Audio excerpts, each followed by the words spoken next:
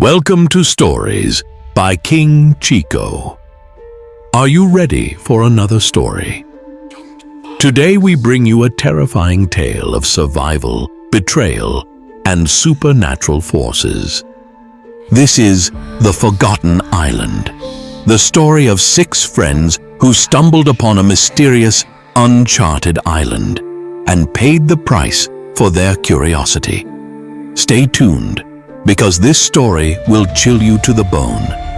It began as a simple celebration. 6 friends set out on a yacht trip to celebrate their friend Mark's 30th birthday. Sienna Sandoval, 27, the responsible one, had double-checked their route and weather. The rest of the group included Sienna's 30-year-old husband, Lucas Sandoval, Clara Mendoza, 26, the superstitious one, James Villanueva, 28, the quiet one, and Miguel Santos, 29, the cheerful comic relief. Together they boarded the yacht, ready for an adventure.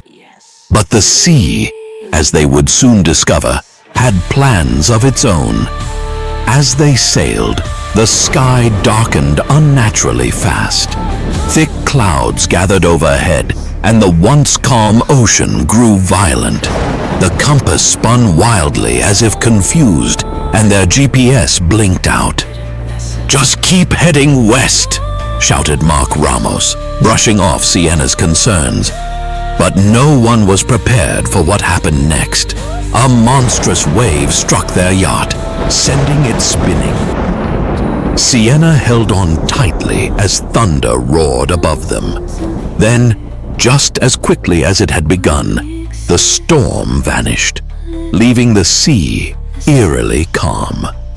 In the distance, an island appeared, lush, green, and untouched by time.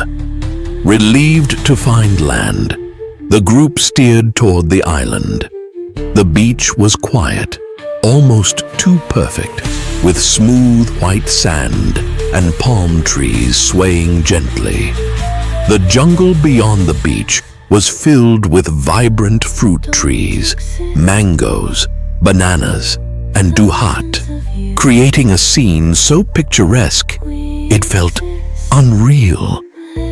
"This is paradise," Clara said softly, gazing at the beauty around them.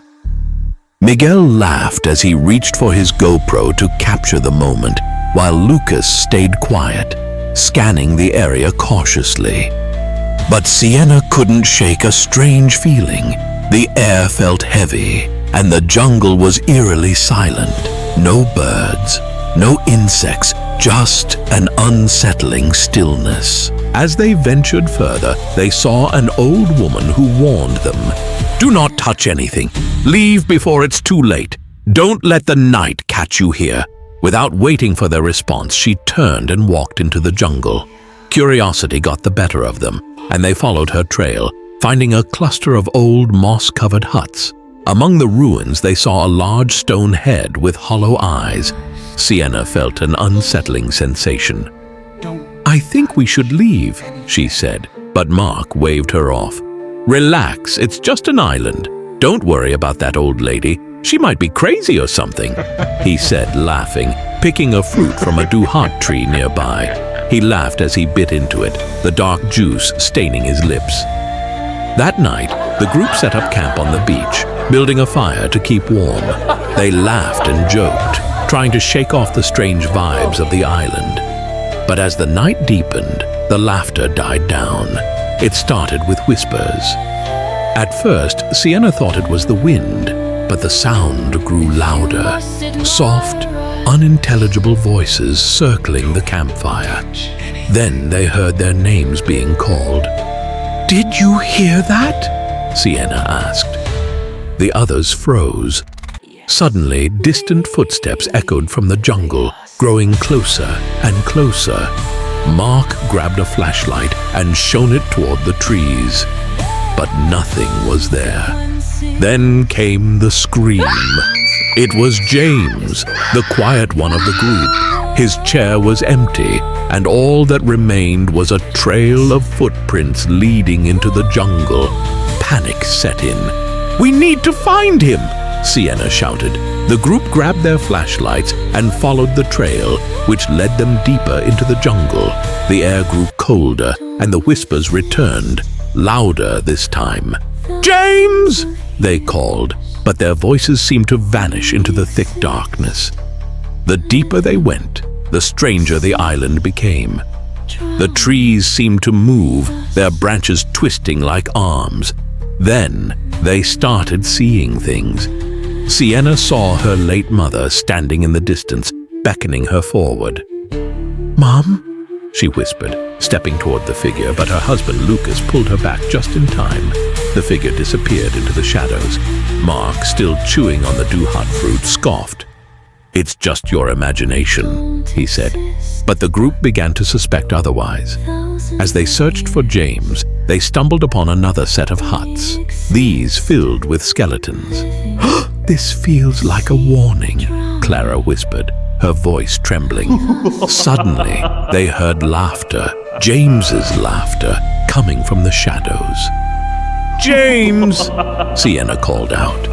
But when they turned, they saw him standing near the large stone head, his eyes glowing faintly. "You shouldn't have come here," he said, his voice distorted. "You were warned, but you didn't listen." Terrified, the group ran back to the beach, but it was no longer the same. Their boat was gone, and the beach stretched endlessly in both directions, trapping them. Clara gasped. "This isn't just an island," she said. "We are in their world. We need to stay together. Don't touch anything. Who is they?" Mark lashed out, asking angrily at Clara. The group realized they had broken sacred rules. They had taken fruit, called out names at night, and entered forbidden ruins. To escape, they had to perform a ritual offering. The spirits demanded something personal and one life. A fight broke out as the group argued over who would be sacrificed. Mark, who had eaten the fruit, began to act strangely, his eyes darting wildly. "It's your fault we're here!" Sienna shouted. In the chaos, dark shadows emerged from the jungle, gripping Mark. As he struggled, the shadows dragged him into one of the empty huts. His screams filled the air, echoing through the jungle. The group stood frozen as the island trembled.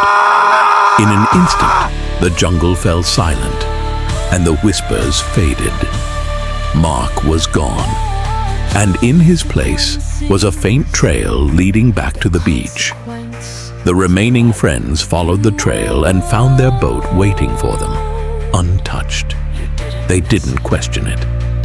As they sailed away, exhausted and grieving, Sienna looked back one last time.